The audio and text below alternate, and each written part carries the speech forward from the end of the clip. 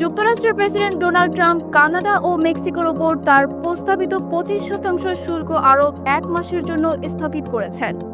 মঙ্গলবার নতুন শুল্ক কার্যকর হওয়ার আগেই এর সিদ্ধান্ত নেওয়া হয়।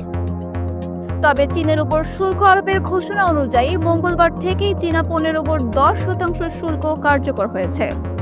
ট্রাম্প প্রশাসনের এই সিদ্ধান্তের প্রতিক্রিয়ায় চীন পাল্টা প্রতিশোধের ঘোষণা দিয়েছে।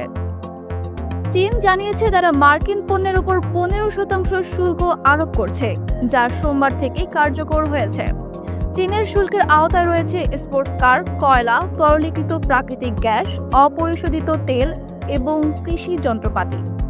এক বিবৃতিতে চীন বলেছে ট্রাম্প প্রশাসন আন্তর্জাতিক বাণিজ্য নীতিমালা লঙ্ঘন করেছে এবং চীন তার জবাব দিচ্ছে। এ নিয়ে চীন যুক্তরাষ্ট্রের মধ্যে আনুষ্ঠানিকভাবে বাণিজ্য যুদ্ধ শুরু হয়েছে বলেই মনে করা হচ্ছে। হোয়াইট হাউস জানিয়েছে ট্রাম্প 24 ঘন্টার মধ্যেই চীনের প্রেসিডেন্ট শি জিনপিং এর সঙ্গে আলোচনা করবেন। এই নতুন শুল্ক যুদ্ধ বিশ্বর অর্থনীতিতে বড় ধরনের প্রভাব ফেলতে পারে বলে বিশ্লেষকরা মনে করছেন।